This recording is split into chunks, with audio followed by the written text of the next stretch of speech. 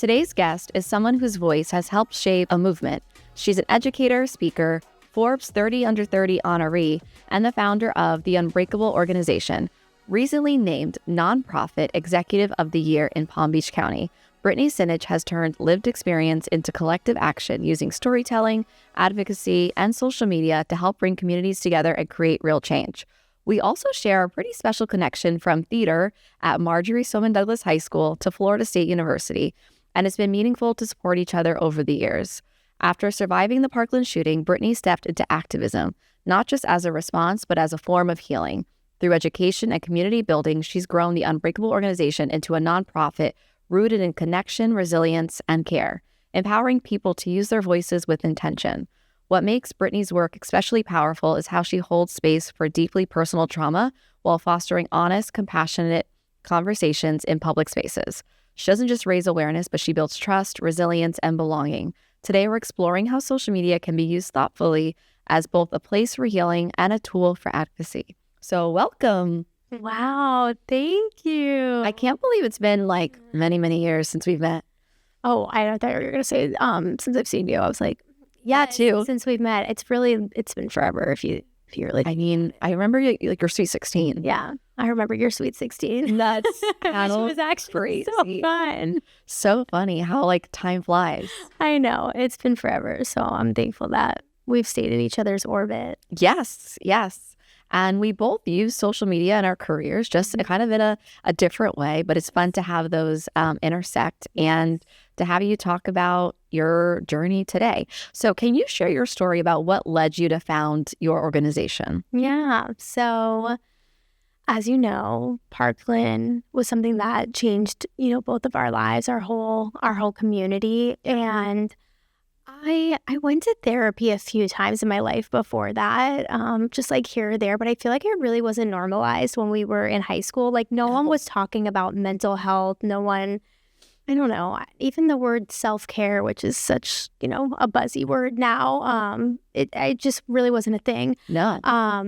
And so 6 days after the tragedy happened, I went to therapy and I did EMDR. A friend of mine basically handheld me to this therapist that she knew, and I'm so thankful for that because she changed my life. And I sat in that chair that day and she said, for our first session, I'm just going to have you tell me everything you just went through from the moment you woke up to when you got home. And so I sat there and I just talked and I told her everything that I could remember.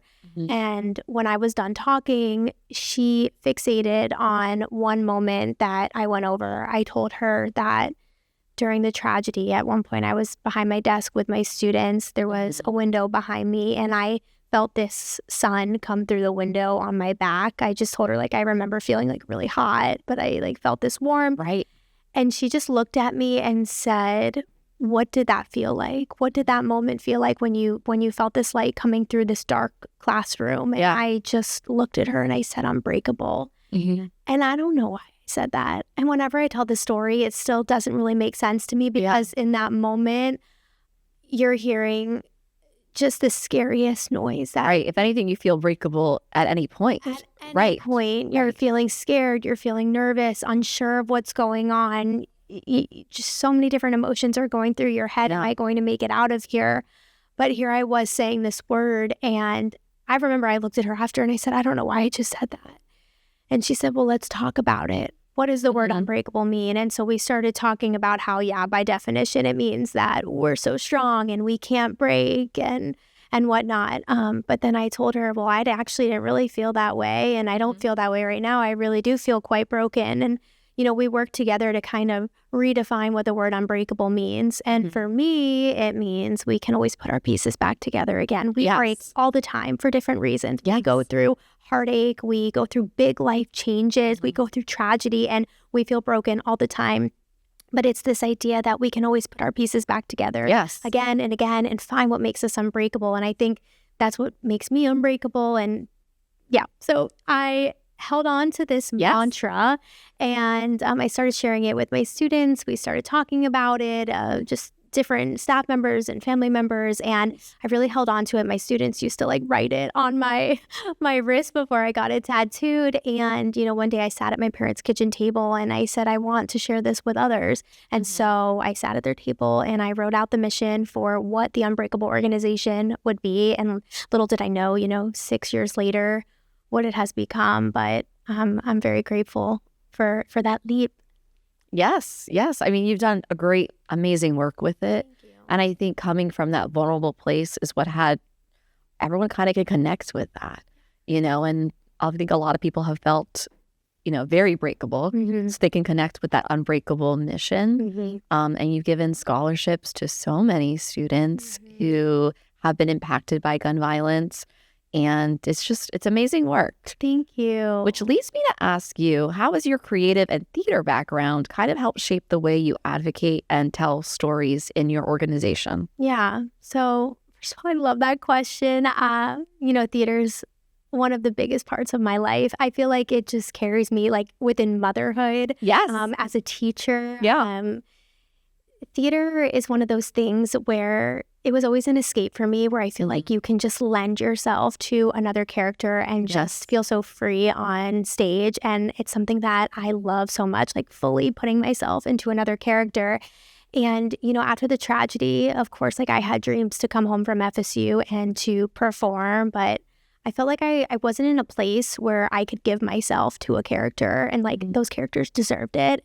So instead, I really poured all of that back into myself. And I think I learned that as a nonprofit founder, storytelling is so critical, even as, a business owner. I'm sure you understand too, like your clients, they all you want them to tell an authentic story. Yes. And so I really wanted people to get a full idea of what Unbreakable was. And I think theater helped me paint that story, almost looking at Unbreakable like a musical within itself. Yes. We, our different songs, our programs, and just the work that we do and how we pour into it and how we elevate it and make it all, I guess, come alive, so to say. Yes. I think it helps with speaking and just having fun with the students too. I think when you're talking about mental health, it can feel like a little intimidating to students. So when we get out there and we do different programs, we try to make it accessible. We try to make it fun to talk about. Of course, some moments are a little bit heavy, but when we're talking about just our feelings and how we can pour into ourselves, we want to make that an exciting thing, something that we can really take ownership of. So I think the theater background and just like the creative outlet, like really helps with the programming. And then of course, fundraising as well. We got to collaborate together on a special program with our show. I want to talk about that next. But also before I get to that, it actually reminds me, I just had this vivid memory of even before all of this, before you even went to college, of you putting together the anti-bullying presentations at school. So I feel like you were always lending yourself to some sort of greater cause and some sort of a presentation and storytelling. And I feel like just seeing that evolve, but knowing that's always been part of you has been really nice to see. And I think a lot of business owners, they start a business because they have this story or they have this problem they want to solve, and they get so lost in the numbers and so lost in the marketing jargon that we have to sometimes break it down of but why? Or tell me more about you. Right. Because it's easy to get lost in, the cause or the mission and forget the bigger picture. Sure. And so, yes, we worked on Songs That Make You Unbreakable, which is one of my favorite projects because, for anyone who doesn't know, it was a benefit concert. And you want to explain more about this? Yeah. I mean, I think it also just goes back to like even with that bullying thing that we did. Yes.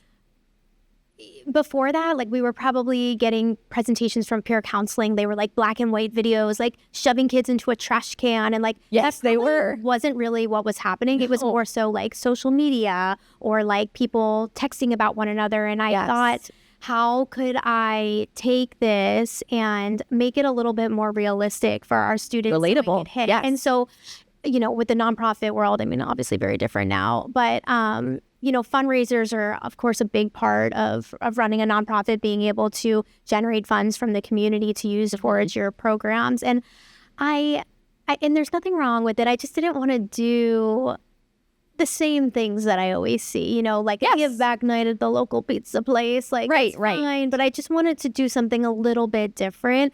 And, of course, I love theater and storytelling is so important. And I thought, why not create a night where we can bring in our community and they can hear stories about what makes people unbreakable? And so we brought in all walks of life. I mean, we had middle school students, we had mothers on that stage, with professional teachers, professional actors. Like, it was such a wide variety. And Cassie choreographed it, of course, just amazing. Our big ending number. And it was cathartic because everyone got to share a story that connected to the song. So I think it wasn't just raising money, but it was almost a form of therapy for everyone. Totally. And, they got to go on stage, really share their why, sing their song live. And then, of course, we surprised Alexander. He was our first recipient that was impacted by gun violence with a scholarship, and he had no idea. Yes.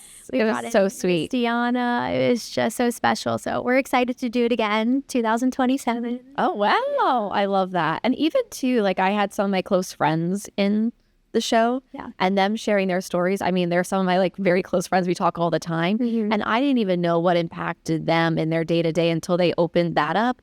And it like made our friendship even closer. And it was just, like I said, very cathartic night, but also it impacted right away with the scholarship. Right. And everyone who got to attend really felt like they were part of something. Yeah. So that was really nice. When you give people like a chance to share their story, like safe space. Yes. What can happen? A safe space, a platform, and then those in the audience feel inspired and compelled to do the same. They really do. And one thing I admire about your work is how much care you put into these conversations.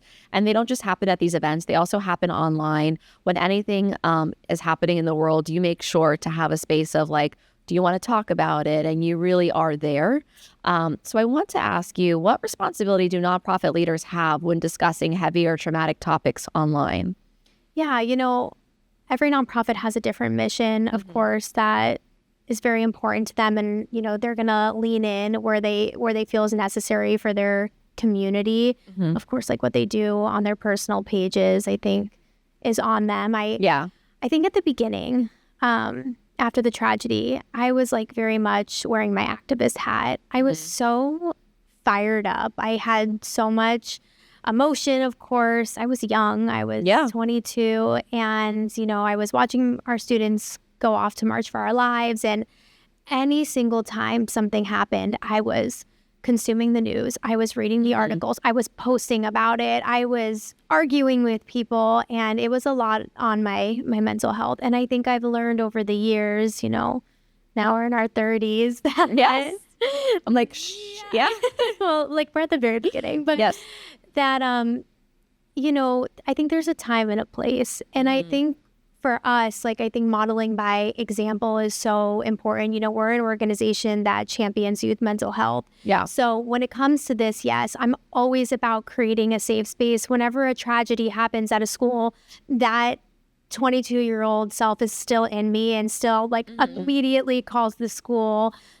We get in contact. We provide options, whether it's a panel of survivors that speak to their students or a journaling moment that we can do virtually. And then we also create spaces online. We host Zoom calls with our clinical advisory board where, other students or just individuals who feel really hurt by the news of another shooting that may have happened, they can come and they can come speak to us. So I really try to find a balance, and I'm not afraid to lean in on other people anymore and, allow them to really come in. But I think I'm also aware of the toll it can take on my mental health. So I also know when to walk away and don't let it consume me the entire day, which I know is a privilege to be able to shut the news. But sometimes it's necessary to shut it off for a moment so you can pour back into yourself. And function. Function so then you can get back up and keep fighting and keep posting and organizing and all the things. Yeah, and I think that balance that you mentioned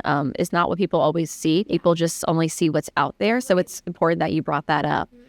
And how do you protect, we talked about this a little bit, but building on it, how do you continue to protect your own mental health while remaining visible? So you said sometimes you're shutting off the news, but what else do you do? Yeah, I think when these tragedies happen, or even if I'm honestly preparing to go into a school, like there are still so many thoughts that go through my head where I feel scared and I am always looking for the exit. And I think that's something that just stays with me, but this is my line of work. And even when we are in scholarship season and I have to read hundreds of stories about students that have been impacted by gun violence and speak to them in detail, and I want to be strong for them, it takes a lot. And so I will try to prepare beforehand. I'm a big believer in therapy. So, I still do EMDR therapy. Yeah. I'm still with the same person, and I may not go as often, but I always say it's so important to just go and to talk about these things. And with EMDR, it's so interesting because you can put yourself in that scenario and kind of process these fears and what's holding you back. So I process a lot of these conversations or a lot of these what ifs to prepare me to go into these moments. Yeah. I think even with theater too, I've had to overcome so much fear, Yes. performing with I you. would say even the show we did together, Yeah. I would say most recent, but it's time to get you on stage again, was Heather's. Yeah.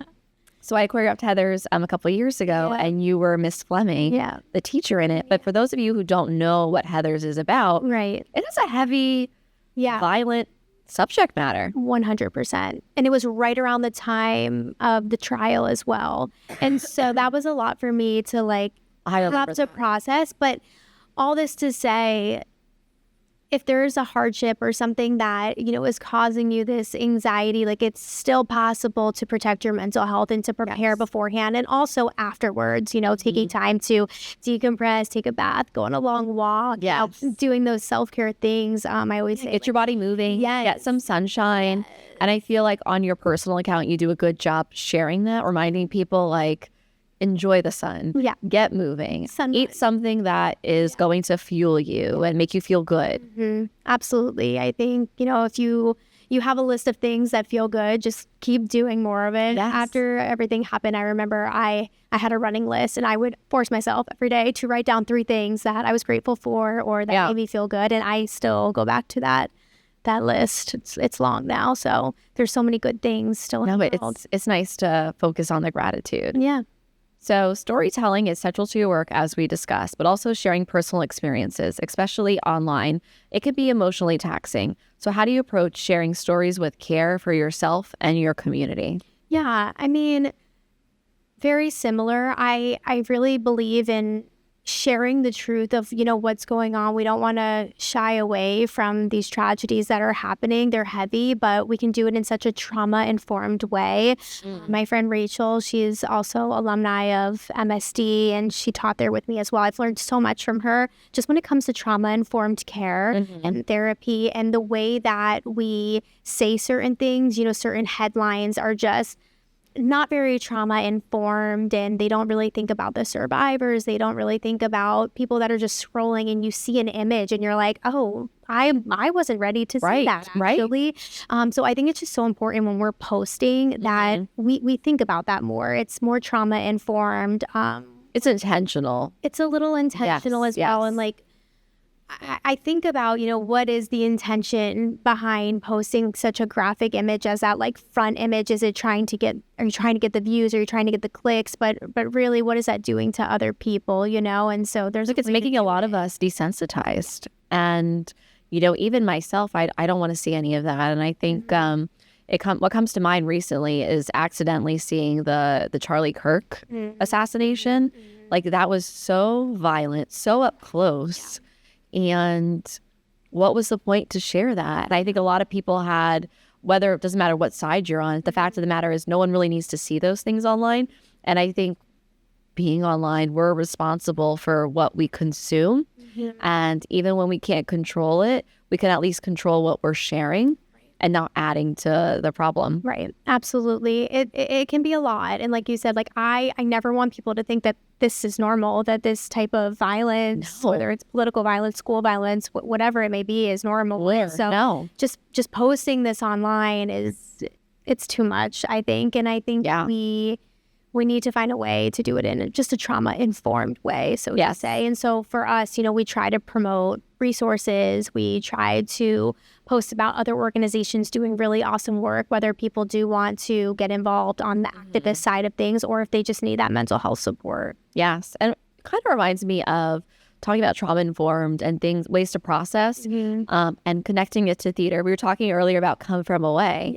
And I think people don't know, Come From Away is a story about 9/11, but also has nothing in a sense to do with 9/11 in a sense of it's a plane that was redirected because of 9/11 and these lives are affected of it. But we don't see in that play, you don't see the violence, you don't see the buildings going down. Like you just hear about it, but it's focused on these storytelling and it's a beautiful story. I mean, you will cry if you see it. Like I definitely sobbed, but it's one of those that it's healing too. Yeah. And there's more ways to go about, sharing these stories that it's not, you don't have to lean into the gore of it all. Right. 100%. I think theater actually does a really beautiful job at that. We should just take notes from scene designers and directors. Yes. Well, we close out every episode, which first of all, time flew today. But we close it out with a few questions that we ask all of our guests. So the first one is, what is your current favorite social media platform and why? Like your favorite personal one? This is different. It's Pinterest. Oh my gosh, I love that. No one's said Pinterest yet. And we're on episode 25, so you're the first. It is that girl. I just, everything's a secret on mine, but I just love my boards. Like I feel like it's like my safe space for recipes, for little lesson plans. I use it for renovation. Yes. Anytime I'm auditioning for something, I do a board for that too, just to get in the mindset with I love that idea. I do it for Unbreakable events. I share it with our photographers. So it's fun. I think especially in your line of work too, just having a little creative outlet like that. Yes. And it's so easy to just get in there. It's user friendly. Yes. It also, you could do it relaxing. It's not too taxing. I love that. And Pinterest, they spend a lot of money working on not having things that are spammy. Okay. And they actually focus a lot too on body positivity. Love. So they actually do force, they have really strict guidelines of some things you're going to see on Instagram and TikTok, you're not going to see there for body positivity. People don't realize that. Right. And it's one of the reasons why I do love the platform, because they really do filter that content. I love that. I didn't know that. They do a good job. Yes. And what's one social media trend that you wish would disappear? It's a tough one. I know. When you said trend, I'm just already, are you seeing the 2016 everyone's posting? Oh my goodness. But I honestly love it. I'm this is a safe space. So I almost did mine, because people don't know, it's 2026 now, and people are posting their selves in 2016 to look back. I looked back and I was like, oh, we're going to leave it there. Yeah. I just feel like it's fun to look at for yourself. Right. But I don't know if I want to bring it back online, but I've seen some really fun ones. I think even when I think back on that time, though, we were in college. Yes. And I don't know, I think I was just more carefree. I think even with 100%. High school, I wasn't worrying about a little naive. What I looked like, to be honest. Yeah. I don't know, now there's just so much comparison online. I've taught middle school before, and my heart, I have to tell those girls all the time, do not compare yourself to people online. And I think, I don't know, I guess if I had to pick a trend, I just wish people would stop changing their bodies and morphing them, because I think about my little students that I work with, and I think about what they're seeing, and I don't know, maybe just more realism. I think it definitely has changed. And I think they say COVID had a lot to do with it, when we were seeing ourselves on camera. Yeah. And people started to do more Botox and fillers and hair coloring and things that they could control in the screen. Right. And that trickles down in generations. So you're right. In 2016, I think we definitely were more carefree in that. And I think we were posting for memories and not posting for our bodies, which is funny to say. But I remember looking back at, and I'm big on I really don't archive my own posts. I leave a lot of the old stuff, let it be cringe, because I evolved from that. Right. But at one point it wasn't cringe to me. You were amazing. So I have Starbucks from the Stroh's library, or pulling it all night. Yeah. Amazing. That was a post in 2016. 100%. It's textbook history. Yes. Leave it. But yeah, I think I guess it's not really a trend, but it's just something I'm seeing more. Yeah. We don't need to filter everything too heavy, let it ride. No, and I think also, now that you're a mom, raising a daughter, that's something that you have a responsibility for. Yes. And I always think, when I'm eventually a mother, that's something you want to make sure that you're passing down body positivity 100%. in a world where the internet can be cruel. Mm-hmm. Yeah, I never want to talk badly about myself in front of her. And I think it's something that I've gotten so much better at. I'm like, if someone's like, oh, you look like your mom, I want her to be like, yes. I don't want her to be like, oh, well, my mom always says bad things about herself, Right, you know? So I think it's words matter. Speak kindly to yourself, everyone. Yes, I love that. Well, thank you so much for joining me today. Your ability to lead with care, honesty, and intention while pushing for real change is incredibly inspiring. This conversation is such an important reminder that advocacy doesn't have to come at the cost of our humanity. So I'm going to link your profile and the Unbreakables organizations in the show notes, and everyone can follow you there. Thank you.